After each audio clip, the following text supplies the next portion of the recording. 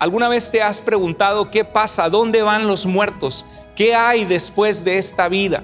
¿Qué pasa en el momento que cerramos nuestros ojos? Hoy vamos a ver un tema bien importante y vamos a responder una pregunta súper interesante. ¿Qué pasa con los que mueren?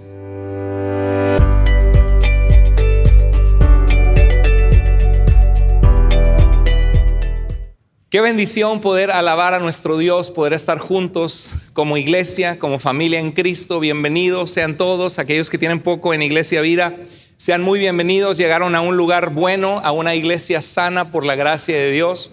Estamos preocupados por tu vida, queremos que tú crezcas en conocer a Dios. Hoy vamos a continuar viendo la carta de Pablo a los tesalonicenses, una carta pequeña que Pablo escribió a 6 meses de haber llegado a una iglesia, a una sinagoga judía, y mostrar con las escrituras que Jesús es el Salvador, el Mesías, anunciado por los profetas cientos de años antes de que Jesucristo naciera. Y Dios alcanzó la vida de muchos judíos, algunos se enojaron y rechazaron la fe, y también la vida de muchas personas, algunos griegos prominentes que encontraron en Jesús esperanza, que el Señor les hizo convertirse de los ídolos falsos, de los dioses que no son dioses, para servir al Dios vivo y verdadero y esperar de los cielos a Jesús, dice en el primer capítulo de la carta. Hoy vamos a ver un tema bien importante, que es Primera de Tesalonicenses capítulo 4, verso 13 al 18, y vamos a responder una pregunta súper interesante. ¿Qué pasa con los que mueren? ¿Alguna vez te has preguntado qué pasa? ¿Dónde van los muertos? ¿Qué hay después de esta vida? ¿Qué pasa en el momento que cerramos nuestros ojos y que nos despedimos de la gente que amamos? Eso si bien nos va, si no morimos en un accidente fulminante, repentino. Hay gente que descuida su relación con Dios porque dice, bueno, si Dios puede perdonarme una vez que me muera, pues mientras yo aquí me divierto, le doy vuelo a la hilacha, como dicen en México, me divierto, vivo como a mí se me pega la gana y al cabo, al final, yo puedo arrepentirme.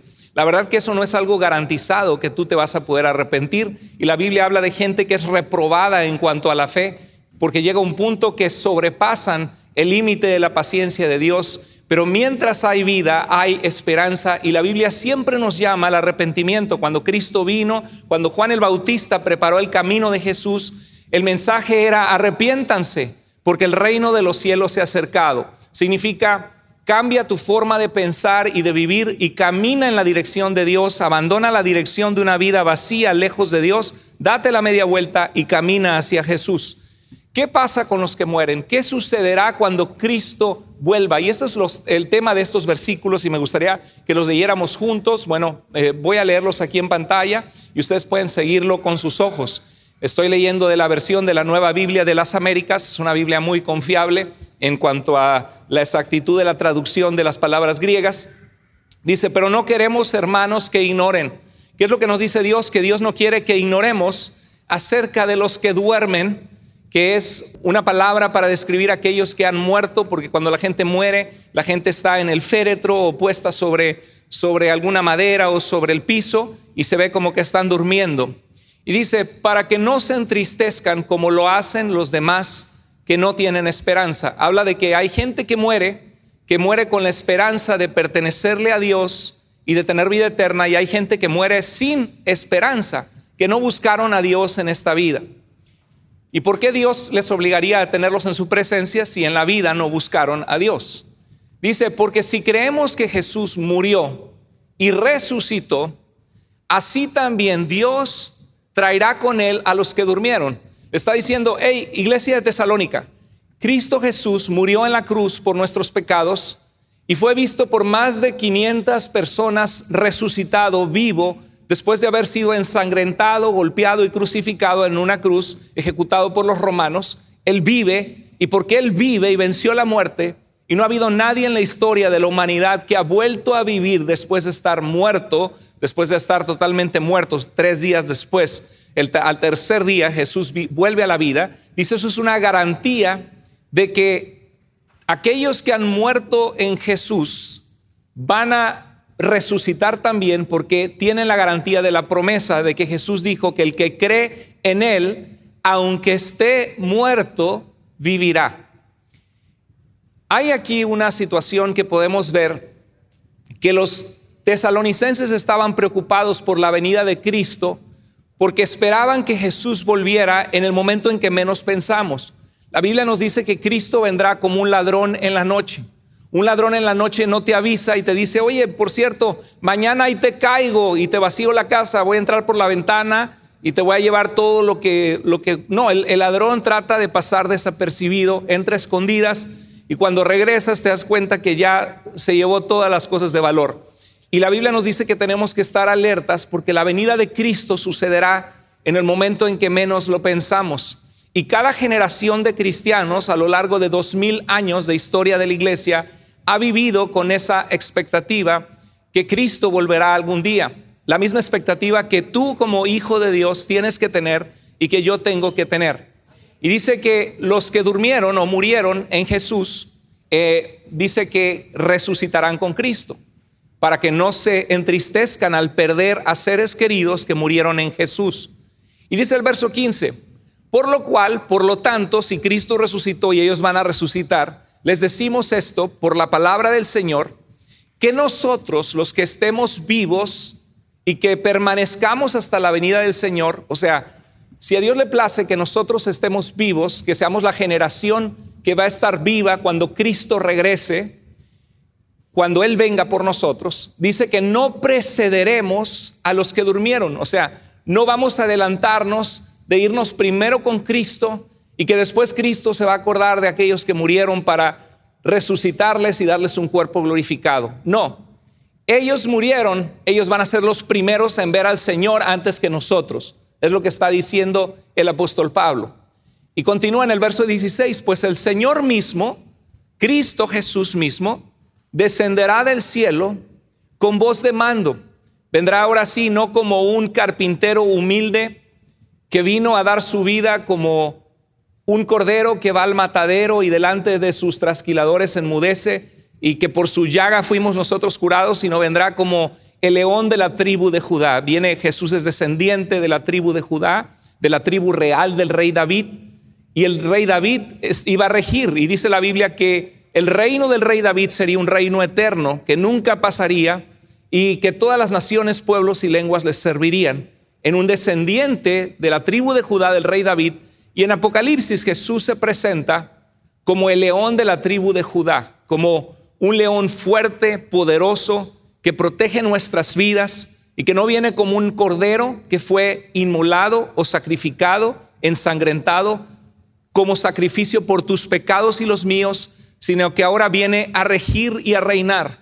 Y dice que Él vendrá con voz de mando, con voz de arcángel. Esto no significa que Jesús es un arcángel. La Biblia nos deja claro de que Jesucristo es Dios, le da atributos de Dios. De hecho, llamarle a Jesús Señor es un nombre que se utiliza para Yahweh en el Antiguo Testamento, Adonai, el Señor, el Rey, el dueño de la vida. Sino que el arcángel en griego significa arque, significa jefe o regidor de los ángeles. Él vendrá como aquel que tiene el mandato sobre sus ángeles, sus mensajeros, seres que no son de este mundo, son extraterrestres en el sentido que no son de la tierra, no extraterrestres en el sentido que son marcianos de color verde y que hablan raro, sino que son seres creados por Dios fuera de esta galaxia y de esta tierra, que sirven a Dios como mensajeros, están en llama de fuego y en poder, y dice que el Señor vendrá con esa autoridad y con la trompeta de Dios. En el tiempo en que se escribió Tesalonicenses, era común para los ejércitos, por ejemplo el ejército romano, cuando se preparaba para la guerra, usted lo ha visto inclusive en películas que hablan de la época medieval, que tocan la trompeta. Mejor no lo hago porque luego hago el ridículo, pero porque hacer pu, ¿se acuerda? Bueno, mejor no lo hago, ya sabe por qué. No tengo aquí una trompeta, hubiera sido muy bueno un efecto especial, ¿no? Las trompetas anunciaban la venida del rey, ¿verdad? La entrada del rey. Y cuando iban a la guerra, las trompetas anunciaban: estamos listos, ha llegado la hora, ha llegado el momento esperado, el momento por el que nos hemos preparado y vamos a luchar la batalla. Y la trompeta de Dios era un anuncio de decir: ha llegado el momento de la venida de Cristo al mundo para juzgar la maldad, el pecado poner a sus enemigos por debajo de sus pies, triunfar sobre la maldad y juzgar a los vivos y a los muertos. Ha llegado el tiempo de la resurrección final. Dice, con voz de arcángel y con trompeta de Dios. ¿Y qué dice? Los muertos en Cristo, o sea, los que han muerto teniendo a Jesucristo en su vida, habiendo, querido amigo, si estás aquí por primera vez o si estás escuchando este mensaje a través de un video, la Biblia nos dice que hay un Dios que nos ama, que nos hizo para conocerle, y por eso es que la gente busca algo que llena el vacío de su corazón. Y no tiene nada de malo tener sueños, tener metas. Si puedes progresar en esta vida, magnífico, progresas, sale adelante, prospera lo más que puedas prosperar. Pero la realidad es que nada llena totalmente nuestro corazón, que nos dé propósito, sentido, felicidad plena, llenura, plenitud, más que estar en una relación con el Dios que te hizo porque te ama y porque fuiste creado para conocerlo, para amarlo, para relacionarte con Él y para adorarlo. Y por eso la Biblia nos dice que Dios nos ama, hay un Dios que nos ama, que tenemos un problema con el pecado porque le hemos dado la espalda a Dios, porque hemos vivido vidas alejadas de su presencia y merecemos una eternidad separados de Dios, de la vida que Él da. Y dice la Biblia que la solución a nuestro problema es que Dios vino a este mundo en Jesucristo, viviendo como hombre, humillado como hombre, sujeto a las limitaciones de la naturaleza humana, para ser el Cordero de Dios que quita nuestro pecado. Él murió en tu lugar, murió en mi lugar. Y la Biblia nos dice que esta salvación de nuestra eternidad, de la condenación de nuestros pecados, está disponible en Jesús para todo aquel que se arrepiente de sus pecados y cree en Él. Iglesia, ese es el mensaje de fe que nosotros predicamos. Por eso existimos como iglesia, porque Dios ama a la humanidad, Dios te ama a ti y Dios ama a la gente que te rodea y quiere que nadie se pierda, sino que todos se arrepientan y le conozcan a Dios. Entonces la Biblia nos dice que aquellos que han muerto en Cristo, habiendo confiado en Jesucristo, habiéndose arrepentido de sus pecados, la Biblia nos dice que esa gente tiene vida eterna y que no vendrán a ser condenados en el juicio final, sino que han pasado ya de un estado espiritualmente muerto a tener vida en Dios. Entonces este pasaje dice que Jesús con trompeta de Dios descenderá del cielo y los muertos en Cristo se levantarán, los que han muerto. Y dice que entonces nosotros, el verso 17, los que estemos vivos y que permanezcamos en la venida de Cristo en esta tierra, seremos arrebatados, tomados. Dice en Mateo 24 y 25, Jesús habló del fin de los tiempos y dice que mandaría el Señor a sus ángeles a recoger a su pueblo escogido de todas las naciones y rincones de la tierra. Y dice que estarían dos mujeres trabajando en su trabajo y dice que una sería tomada y otra sería dejada, en el sentido que una sería tomada para ser llevada con el Señor. Y está hablando, es perfectamente compatible con lo que dijo Jesús, que seremos arrebatados juntamente con esos muertos que han resucitado en un cuerpo glorificado. Dice, en las nubes al encuentro del Señor en el aire, y así estaremos con el Señor para siempre. Esto no es un cuento, no es una ficción, no es una historia bonita. La Biblia nos habla con absoluta seriedad que esto es algo que va a pasar. El apóstol Pedro dijo, no les hemos dado a conocer la venida de Cristo como siguiendo fábulas inventadas o cuentos que se nos ocurrieron, sino como habiendo visto con nuestros propios ojos el poder de Jesús, su resurrección, su majestad. Eso es algo que debemos esperar. Me llama la atención porque dice que nosotros seremos arrebatados juntamente con ellos. ¿Quiénes van a ser los primeros que van a venir con el Señor? Los que han muerto, los que han fallecido en el Señor. Si tú tienes una abuelita, una hermana, un hijo, una tía que murieron en Jesús, ellos van a ser los primeros en venir con el Señor y nosotros nos vamos a unir a ellos. Ahora, muy interesante, porque dice que seremos arrebatados por Cristo y por sus ángeles. Y dice esto el versículo de Pablo a los Corintios. Pablo les acaba de decir que cómo es posible que haya gente que no cree en la vida después de la muerte, aún dentro de la iglesia de Corinto, son nuevos cristianos. Porque si los muertos no resucitaran, Cristo tampoco resucitó. Y habla de cómo Jesús fue visto por más de 500 personas, incluyendo el mismo apóstol Pablo, tuvo un encuentro con Jesús.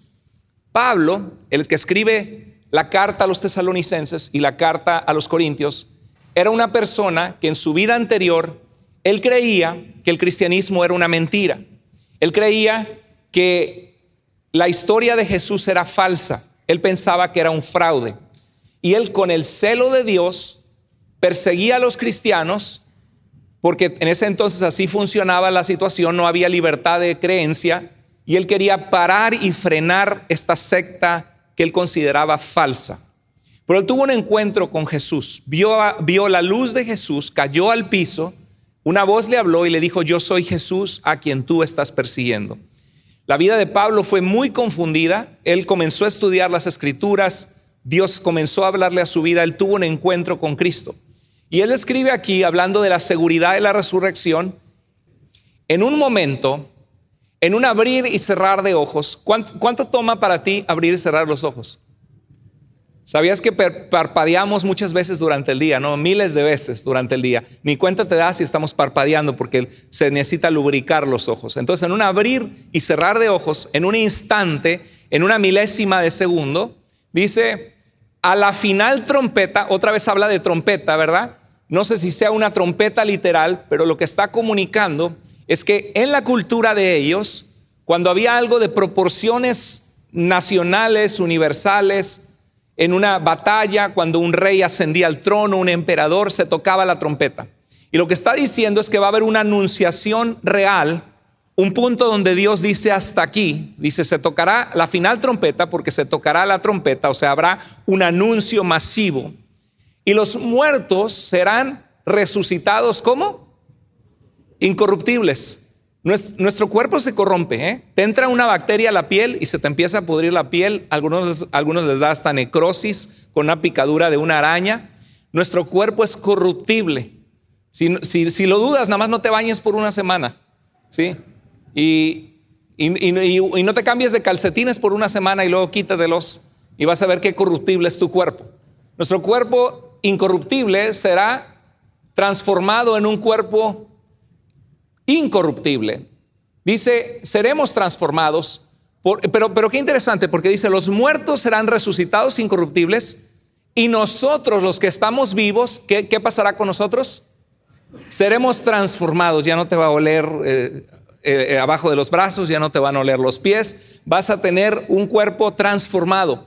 Eso es lo que la Biblia le llama un cuerpo glorificado, un cuerpo que tiene gloria, un cuerpo que es diferente, que no está sujeto a la corrupción de este mundo. Fíjate cómo lo que dice Pablo en 1 Corintios 15 es compatible con el resto de las Escrituras, con el pasaje en Tesalonicenses, porque habla que los muertos en Cristo resucitarán primero y luego nosotros seremos ¿qué?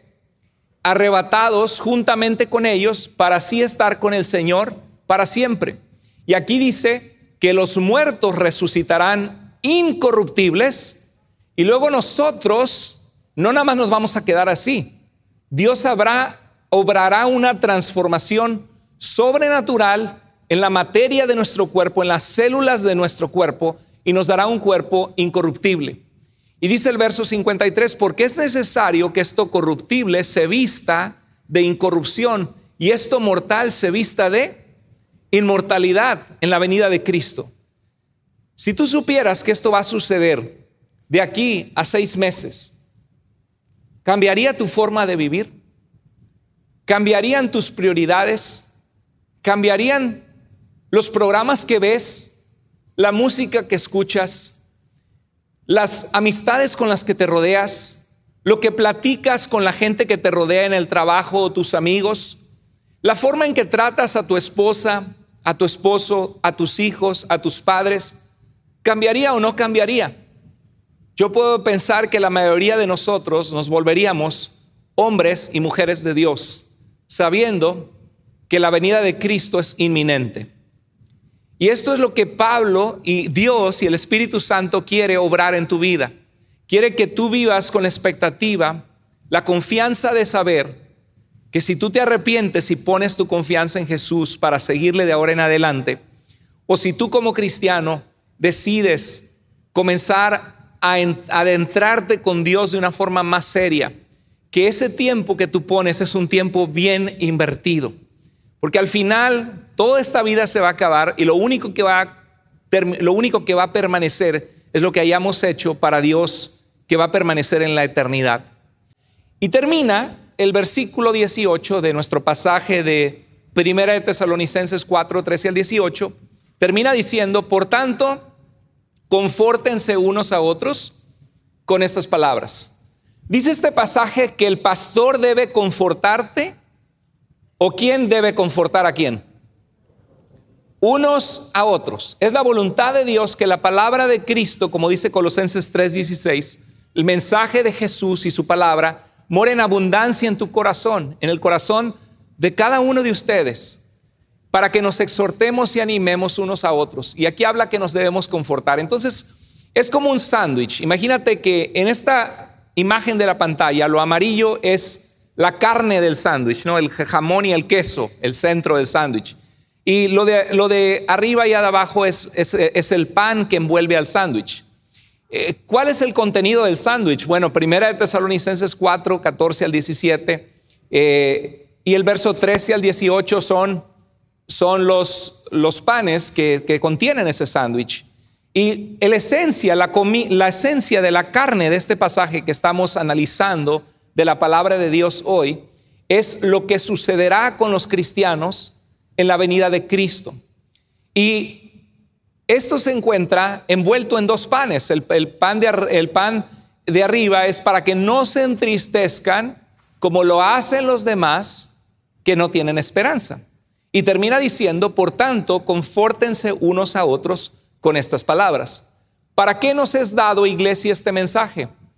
Bueno, para que no nos entristezcamos cuando alguien que muere en Cristo, sepamos que esa persona tiene esperanza, y para que nos animemos con estas palabras unos a otros, aguardando la venida de Cristo por nosotros.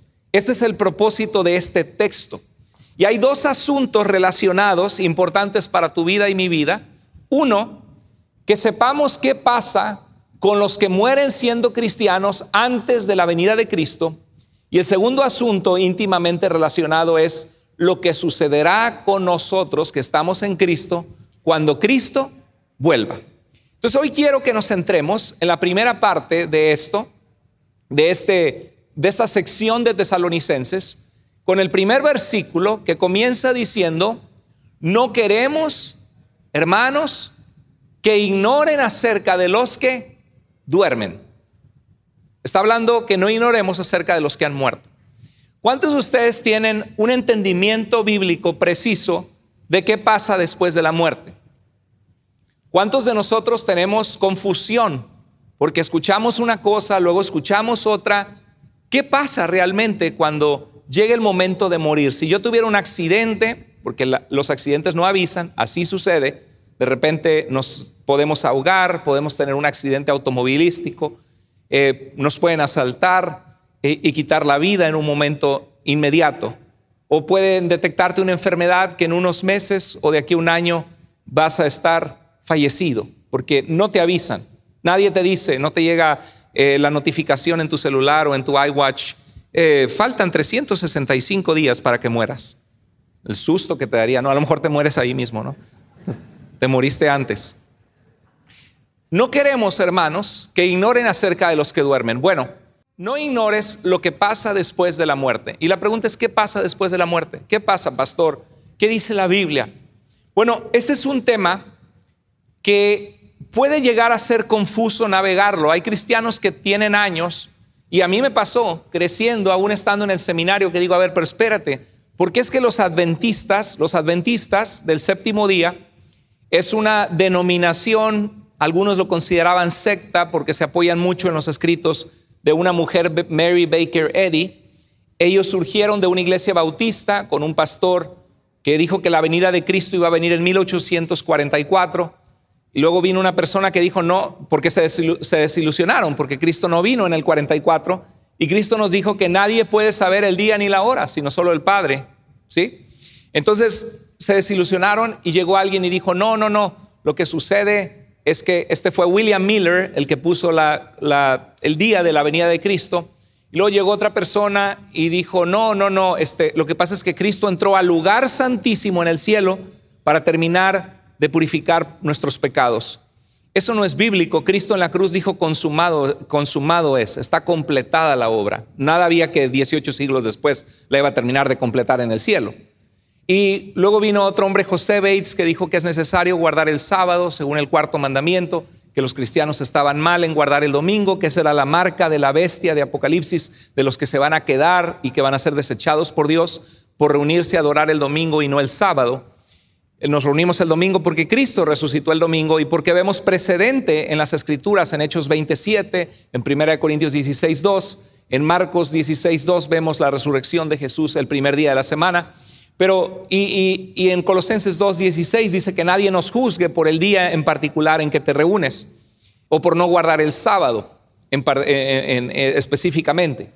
Entonces hay confusión porque los adventistas, yo he escuchado que predican y dicen, aquí hay un féretro, es un funeral, y la gente dice, él ya está en mejor vida, ya está con el Señor, pero no, la Biblia nos dice que los muertos duermen.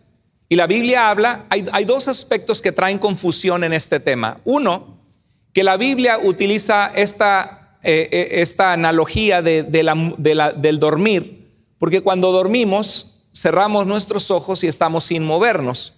Y cuando una persona muere, es una manera de llamarle de una manera bonita, en vez de decir está muerto, dices duerme. Y el judío en el tiempo bíblico se acostumbró a llamar a los muertos que dormían.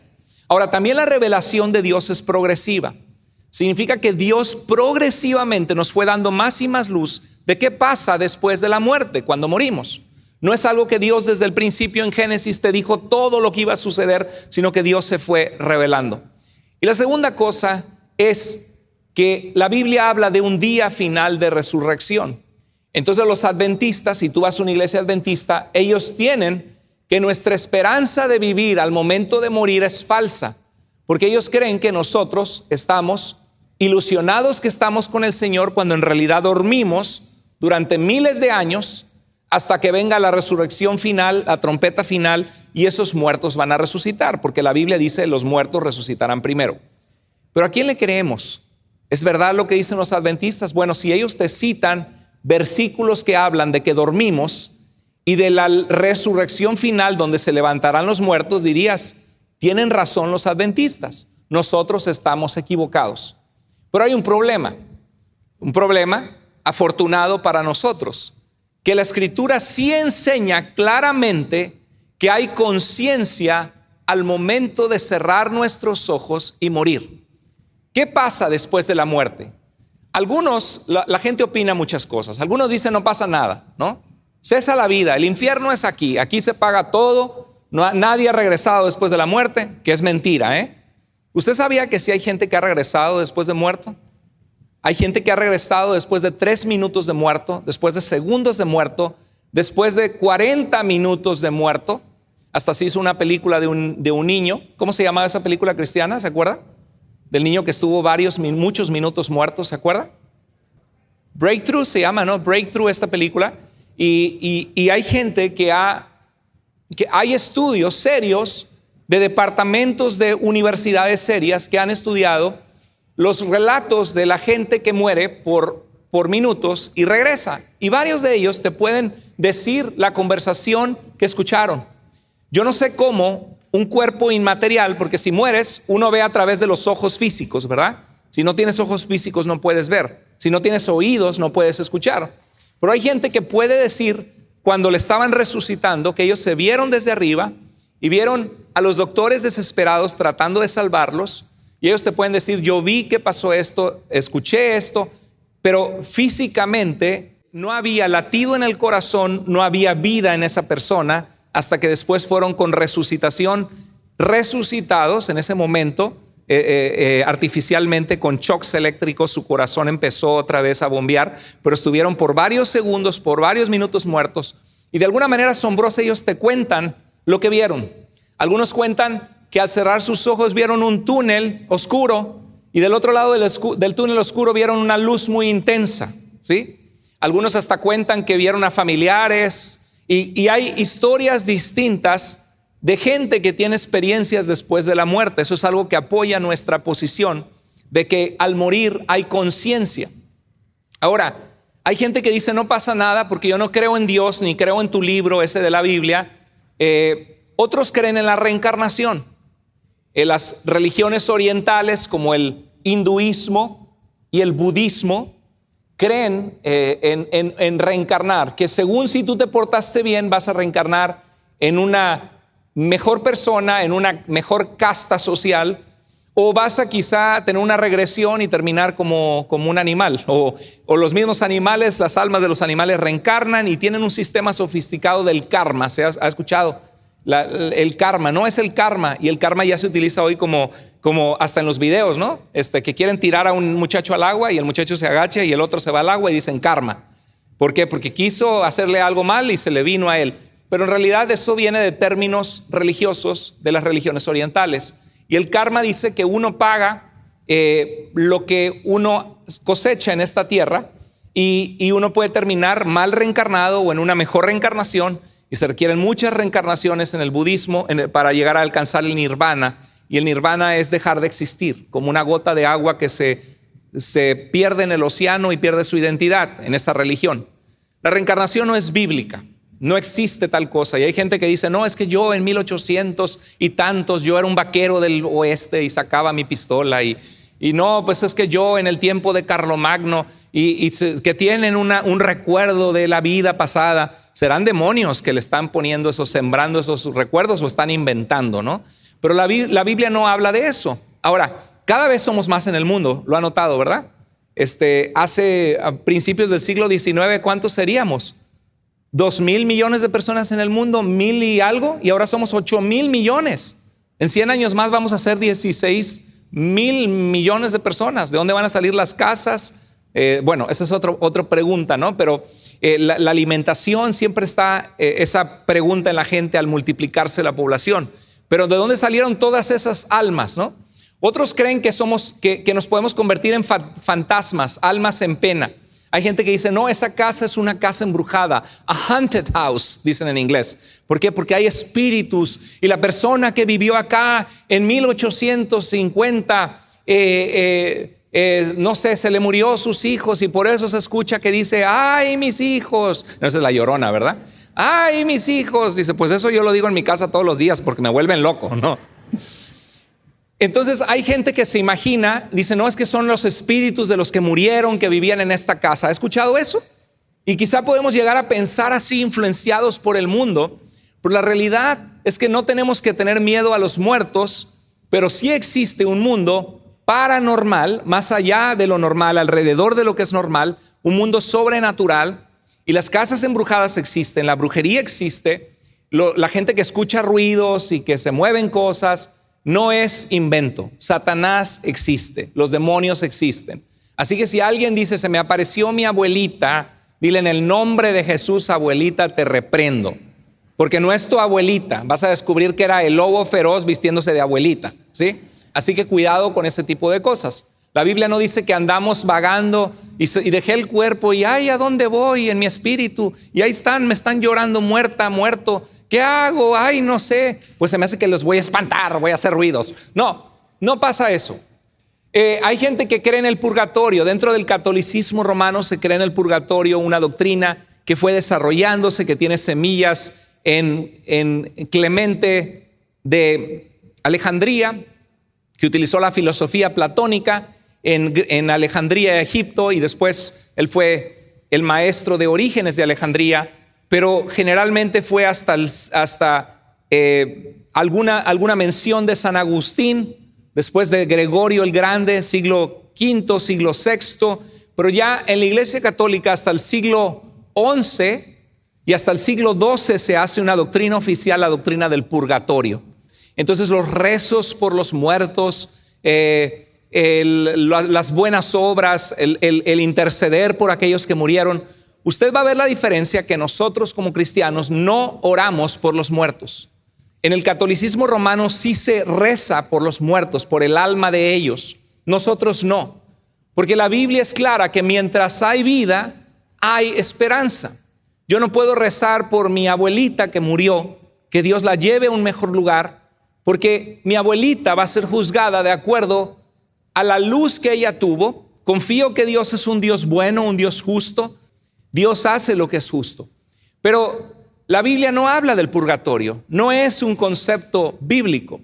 Aunque hay gente que se pelea y dice, aquí te voy a mostrar que sí, que Lucas 16, el rico y el Lázaro estaba en el purgatorio. La Biblia nunca habla eso, ¿no? Tratan de buscar justificaciones para enseñanzas que fueron desarrolladas 12 siglos después o declaradas oficiales dentro del catolicismo.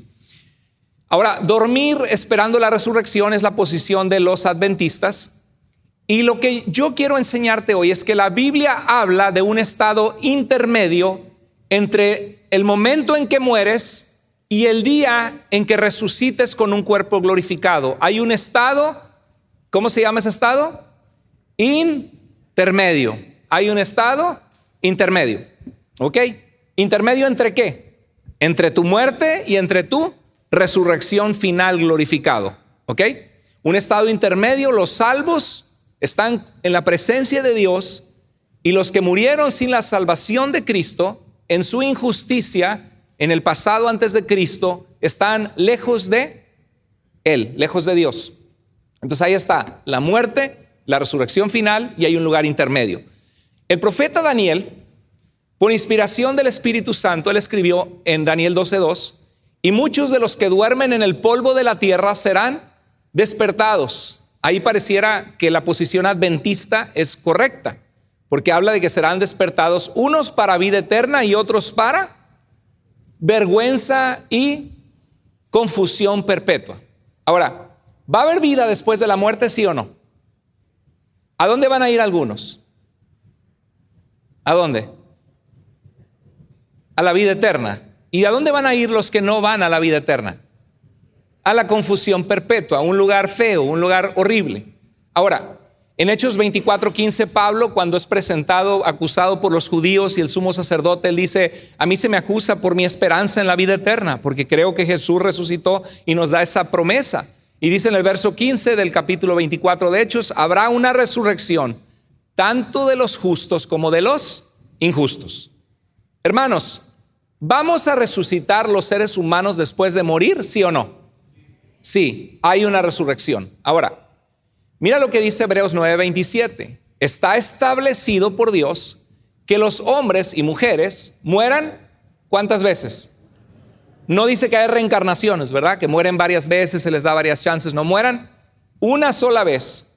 Y después de esto, el juicio.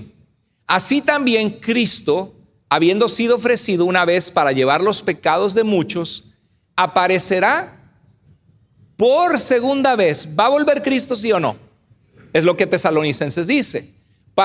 Dice, aparecerá por segunda vez sin relación con el pecado, porque Él ya llevó nuestros pecados en su cuerpo en el pasado y con un cuerpo glorificado que le fue dado en su resurrección, para salvación de los que ansiosamente ¿qué? Lo esperan. Iglesia, ¿tú esperas ansiosamente a Cristo? A veces estamos tan preocupados, gloria a Dios, a veces estamos tan preocupados por el diario vivir que con qué pago la renta y si decimos, Cristo, ya ven antes del primero, ¿no? Y estamos tan preocupados y ansiosos por las circunstancias que no tenemos una confianza firme en una promesa que Dios ha hecho. Cada cristiano tiene que vivir con esa expectativa. Y el apóstol Pedro dice, algunos se burlan y dirán, ¿dónde está la promesa de su venida? Dice, pero para el Señor 1000 años son como el día de ayer que pasó. Y habla de que Dios no tiene prisa y que Él no quiere que nadie perezca, sino que todos procedan al arrepentimiento. Entonces habrá un juicio. Y la Biblia habla de la muerte. En el Antiguo Testamento dice que los muertos descendían al Seol. En hebreo era una palabra que aludía al lugar donde van los que mueren. En el Nuevo Testamento se utiliza una palabra que es la palabra Hades. En la mitología griega el Hades era que tenía que ver con el reino de la muerte, pero es un lenguaje que decía dónde van los muertos. La palabra Hades tiene que ver con Seol, son sustitutos. Luego la Biblia habla de un día de resurrección de justos e injustos, En el libro de Apocalipsis se habla de un juicio del trono blanco. ¿Cuántos han escuchado en Apocalipsis 20 el juicio del trono blanco? Y si no lo han escuchado, ¿de qué habla de trono blanco? Del trono de pureza, de justicia, de verdad, donde Dios va a juzgar nuestras obras, nuestras vidas. Y se habla que Dios descenderá, su presencia con nosotros, Él mismo será su luz, no habrá necesidad de templo, porque la presencia de Dios la tendremos frente a nosotros. Y dice que habrá cielos nuevos y tierra nueva, hablando de una recreación sin pecado en la presencia de Dios, donde no habrá más llanto, tristeza ni dolor. Y la Biblia habla de todo esto. Entonces el estado intermedio es antes de la resurrección, y la Biblia habla de que estas cosas van a suceder. En Apocalipsis 20, 11 al 12 dice: vi un gran trono blanco, representa pureza, justicia, verdad, y aquel que estaba sentado en él. Vi a los muertos, grandes y pequeños. A lo mejor usted es chaparrito y dice: ahí estoy yo, pastor. No, grandes se refiere a gente. Ahí va a estar Bill Gates, va a estar Elon Musk, va a estar Julio César, va a estar el gobernador Herodes, que mandó a cortarle la cabeza a Juan el Bautista, va a estar Napoleón Bonaparte, va a estar Alejandro Magno. Ve los muertos grandes y los pequeños, pues el resto de nosotros, ¿no? Gente que no fue tan conocida, grandes o pequeños. Dice: de pie delante del trono de Dios, y los libros fueron abiertos. En la antigüedad se utilizaban libros, como en el libro de Esther, con la obra que hizo Mardoqueo de salvar el reino, y se veía lo que estaba inscrito, lo que cada persona había hecho, las cosas buenas o malas. Fueron abiertos los libros, y dice que los muertos fueron juzgados por lo que estaba escrito en los libros según sus obras. A ver si le ponemos aquí una pausa. ¿Cómo te va a ir a ti en ese día del juicio? ¿Cómo te va a ir si eres juzgado según? Algunos nos sentiríamos medio incómodos, ¿no? Híjoles, ¿qué tal ha sido mi vida? Y se fueron juzgados según lo que estaba escrito en los libros según sus obras. Ahora, lo maravilloso de Apocalipsis es que habla a algunos que emblanquecieron sus ropas en la sangre del Cordero. O sea que Dios te acepta y te perdona tus pecados. Por eso dice: vengan y estemos a cuentas. Si sus pecados fueren rojos como el carmesí, vendrán a ser como la blanca lana. Y dice que algunos limpian sus ropas en la sangre de Jesús, que murió por nosotros, que pagó nuestra deuda, que borró nuestras maldades. Y dice que fueron juzgados. Y dice en el verso 15: y el que no se encontraba inscrito en el libro de la vida, en el registro de Dios de los que son de Cristo, de los que tendrán vida eterna, dice, fue arrojado al lago de fuego. Terrible, ¿verdad? Este tipo de lenguaje. ¿Cuántos de nosotros quisiéramos ser arrojados en el lago de fuego en la eternidad? Nadie. Y la gente se burla y dice: no, ya que esté viejito busco a Dios, ya que no tenga que divertirme mucho. ¿Tú crees que a Dios le vas a dar a tole con el dedo, que lo vas a engañar? ¿Quién te dice que te va a dar la oportunidad Dios de arrepentirte a la hora de morir? A lo mejor te fulmina la muerte y nunca te arrepentiste. Entonces vemos que está la muerte y la resurrección final, y que hay un estado intermedio. Y para describir este lugar intermedio se utiliza en el Antiguo Testamento sobre todo el vocabulario de dormir. Dormir no describe un estado inconsciente. Cuando la Biblia dice que dormimos, teniendo la luz de la revelación de Dios progresiva hasta Apocalipsis, podemos concluir que lo que dicen los adventistas del séptimo día y la gente que estamos dormidos hasta que dentro de miles de años Dios te levante, no es correcto. Y les voy a decir por qué. Pero dormir no describe un estado inconsciente. Morir no significa estar durmiendo inconscientemente. ¿Estamos? Vamos a ver por qué. En 2 Corintios 5:8, Pablo dice que nuestro hombre exterior se va desgastando día a día, pero el interior se renueva día a día. Y así es, ¿verdad? Nos vemos en el espejo cada vez más viejos, cada vez con más canas, cada vez estamos más amolados. Así pasa. Y no puedes detenerle, no le puedes poner pausa. Venden cremas, venden pastillas y uno le hace la lucha y se da su manita de gato. Pero 10 años después te ves más vieja, te ves más viejo. Y 20 años después ni se diga, y en 30 mejor no te cuento. Dice Pablo, cobramos ánimo y preferimos estar ausentes del cuerpo, está hablando de la realidad de la muerte, que estamos decayendo y que vamos a morir. Y dice Pablo, la realidad es que yo cobro ánimo, porque sé que cuando muera voy a ver al Señor cara a cara.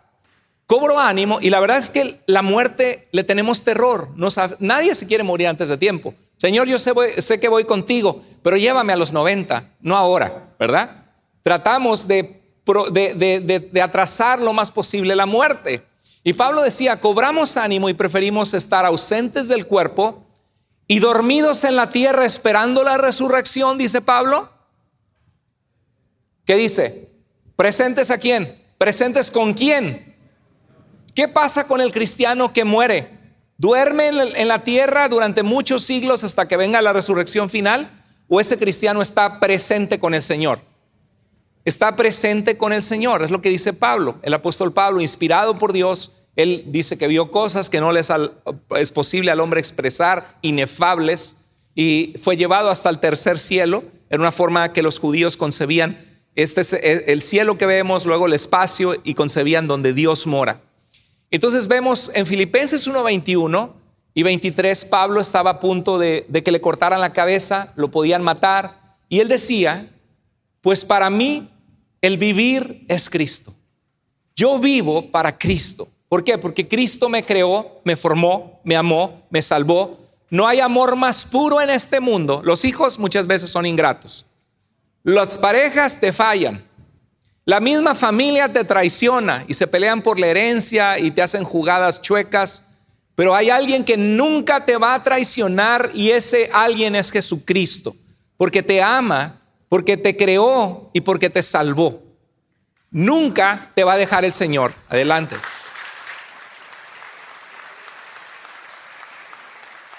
El Señor es digno y es bueno. Pues para mí el vivir es Cristo y el morir es, ¿qué dice Pablo? Ganancia. Y dice, teniendo, no sé qué escoger, si quedarme para ayudarle a ustedes, o dice, teniendo el deseo de partir, despedirme y estar con Cristo, pues eso es mucho mejor. Pablo no dice, muriéndome y esperando la resurrección final, miles de años enterrado, mi cuerpo podrido, hasta que Dios venga en la resurrección y me resucite. Sino para Pablo, morir es estar ¿con quién? Con Cristo.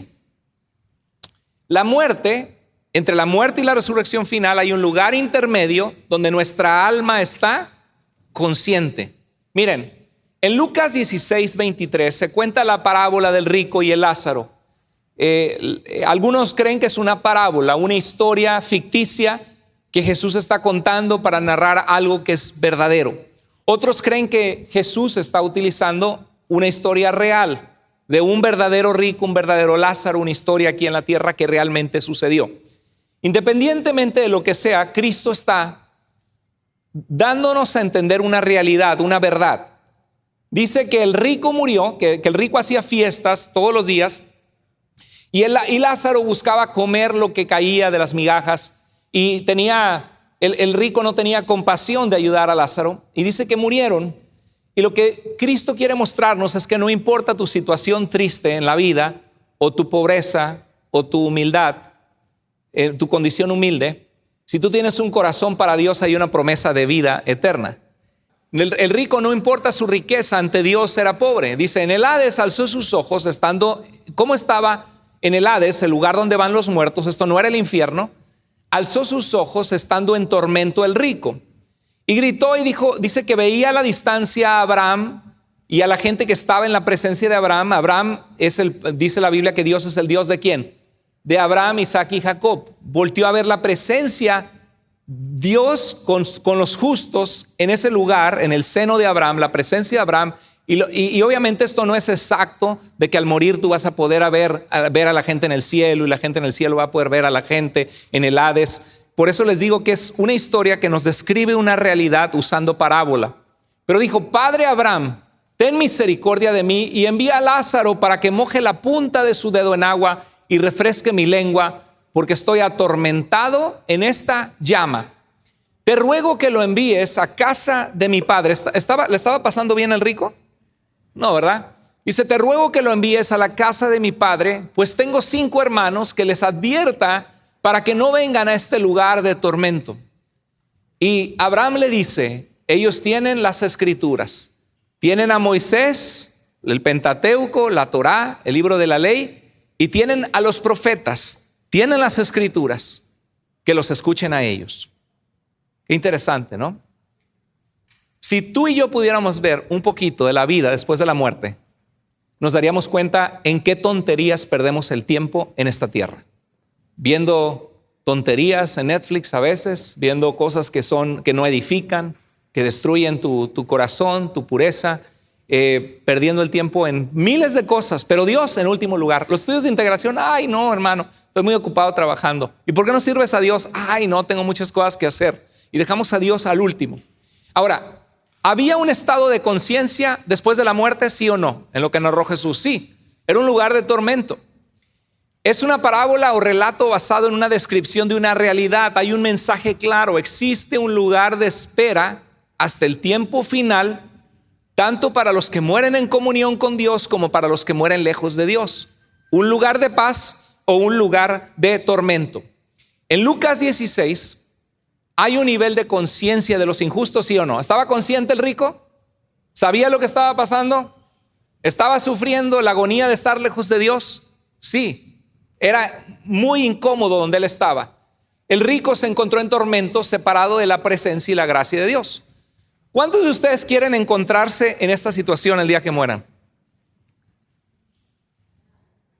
¿Cuántos de ustedes no quieren encontrarse en esta situación?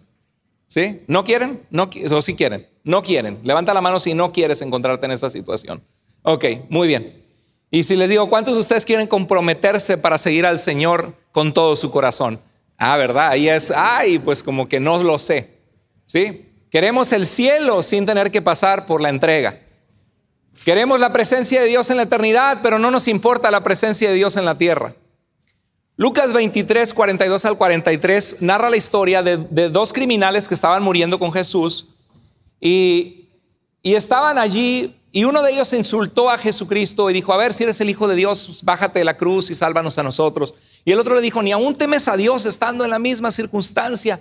Y de alguna manera vio cosas que sucedieron, le impresionó las palabras de Jesús en la cruz, lo que estaba pasando. Quizá había oído los milagros que hizo Jesús y volteó a ver a Jesús estando él en una condición igual en una cruz. Y le dijo, Jesús, acuérdate de mí cuando vengas en tu reino. Reconoció que Jesús era un rey. Decía un cartel que Pilato mandó a poner en la cabecera de la cruz, Jesucristo, Rey de los judíos. Acuérdate de mí cuando vengas en tu reino. ¿Y qué le dijo Jesús?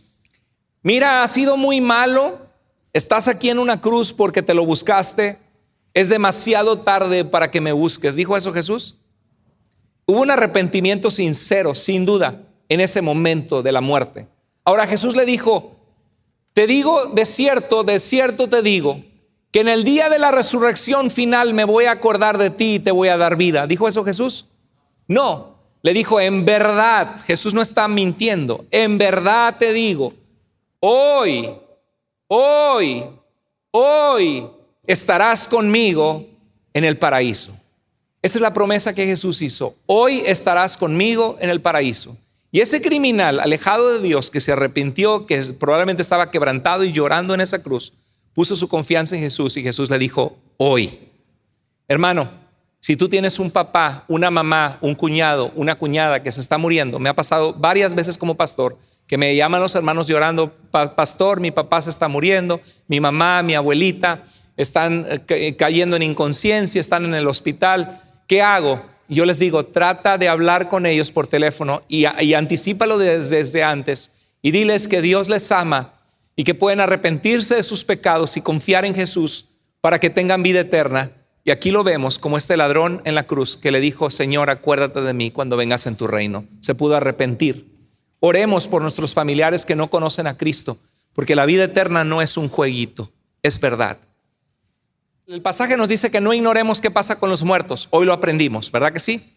La gente muere y hay un día final de resurrección y un juicio ante el gran trono blanco, pero también hay un estado intermedio en el que hay conciencia, en el que si morimos en Cristo podemos tener seguridad de que estamos en Él. quiero animarte a que no tengas miedo a la muerte si estás en Cristo. No te entristezcas si has perdido a un familiar en Cristo, como aquellos que no tienen esperanza. Pero si no estás en Cristo, teme, preocúpate y ocúpate. ¿Qué esperas para arrepentirte, clamar a Dios y empezar a vivir una vida de la mano de Dios, que camina con Él, que encuentra plenitud en Dios, que encuentra paz y que eres llamado a una vida abundante? Cristo dijo: yo he venido para que tengan vida y para que la tengan en abundancia. Y esa vida se encuentra en Jesucristo. Esa vida se encuentra en Jesús. Y por último, prepárate antes de que suceda. Prepárate antes de que suceda. Prepárate antes de que suceda. Miren, cuando nos morimos, es como, imagínate una película, que comienza la película y sacas las palomitas. Ay, va a estar bien buena la película de, no sé, de Transformers o de Indiana Jones, o voy a ver esta película y voy a disfrutarla, y de repente, ¡pum!, se acabó, ¿no? ¿Te acuerdas de los Looney Tunes? Tan, taran, ta, ta, ta, ta, ta, ta, ta, ta, y ya terminaba, ya acabó la caricatura. Y así es nuestra vida, y a veces parece que va en cámara rápida, ¿no? Todo es rapidísimo, y dices: pero ¿cómo? Ya se me fueron los años y se me va más. Y es como que quieres retener el agua y se te va entre los dedos, y así se te va la vida. Pasan 10 años, no puedo creer, la foto del pasaporte, me veía bien joven, y esta foto yo pensaba que me veía bien fea, bien feo. Ay, como quisiera verme así otra vez. Aprende algo. Ahorita estás más guapa, eres una chulada. Estás más guapa y más guapo como nunca más lo vas a estar en tu vida. ¿Sí? Así que valórate, dale, di: qué bien me veo, porque seguro que me veo mejor que como me voy a ver en 5 años. ¿Sí? Es el final una vez que te mueres. Es el fin. Se acaba todo. Mientras hay vida hay esperanza. ¿Sí? A los que les gustan los juegos es game over. Game over, se acabó. Ya, se te acabó la vida. Amaste, no mostraste a tu familia que la amabas, no les decías que los querías, no aprovechaste los días, el tiempo, no serviste a Dios, no descubriste tu don. Dice la Biblia que al final se probará la obra de cada uno, si está construida sobre paja y hojarasca, o sobre piedras, oro y piedras preciosas. Hermano, dale tu vida a Dios. Dale tu juventud a Dios. Sírvele a Dios, porque Dios es bueno. Dale tu vida entera. Hay muchos que dicen: no, es que me falta mucho, yo no sé cuánto, yo ahora voy a disfrutar. Y en Lucas 12:20 Jesús habló de este hombre que pensaba: ay, tengo graneros, voy a producir, me le voy a echar a mi negocio y voy a construir unos más grandes. Y Dios le dice: necio, hoy vienen a pedirte tu alma. La verdad, queridos hermanos, amigos, tú no sabes si esta noche vas a estar vivo. Tú no sabes si de aquí a un mes vas a estar vivo.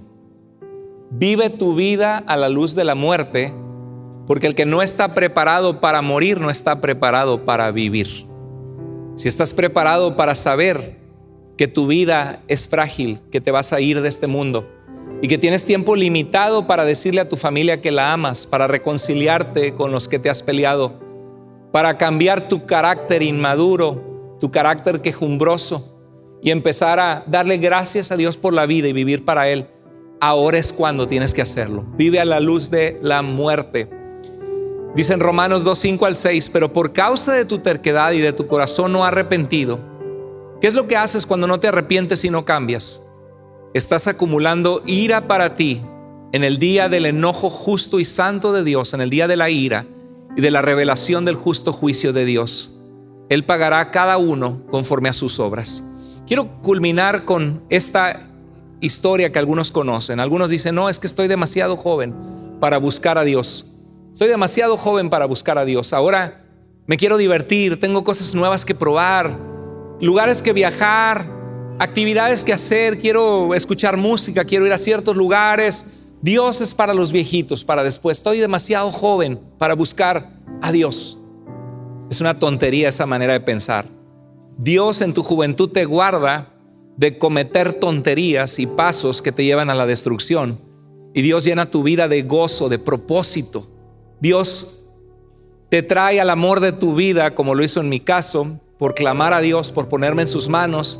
Me dio una familia hermosa por su gracia. Guardó mi vida de tomar caminos absurdos. Yo hasta el día de hoy no sé qué significa estar borracho, por la gracia de Dios. Nunca me he emborrachado en mi vida. pero es por la gracia de Dios, porque tuve la palabra de Dios para guiar mi vida. Y la verdad que no lo extraño, no me pregunto, ¿y qué se sentirá? Ya tengo mis amigos, me platicaban de la cruda. No necesito estar probando ese camino. Dios me guardó en su gracia. ¿Demasiado joven para buscar a Dios? No.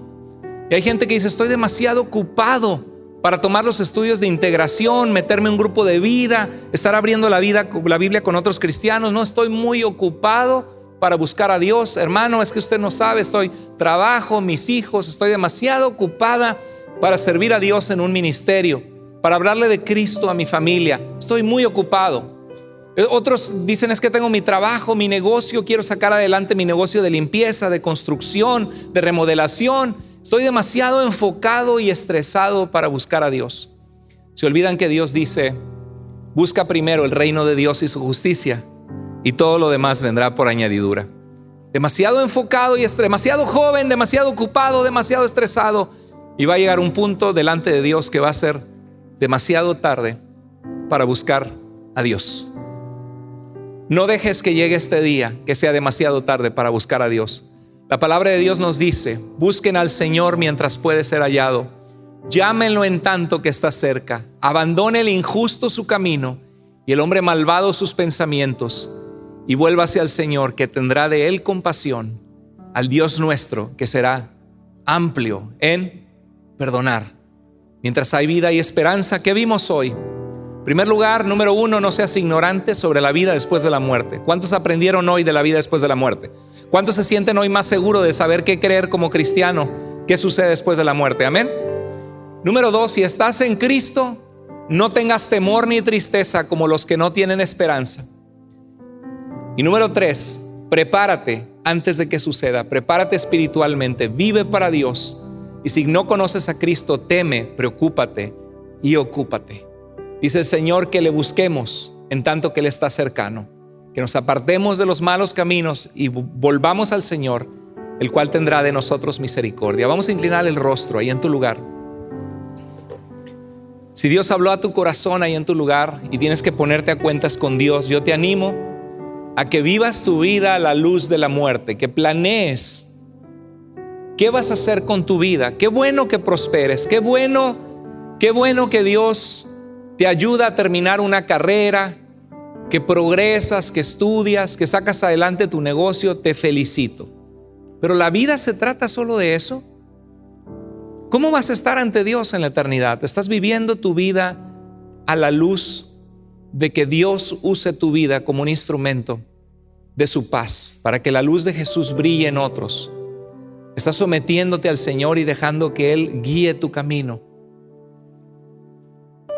Si Dios habló a tu vida hoy, dile: Señor, yo quiero vivir mi vida a la luz de la eternidad. Yo quiero decir como Pablo, que para mí el vivir es Cristo y el morir es ganancia, porque tengo esa promesa y certeza basado en tu obra en la cruz por mí, Señor. Padre, toca vidas y toca nuestros corazones. Gracias por este mensaje, gracias por tu palabra, Señor. Gracias por tu infinita misericordia.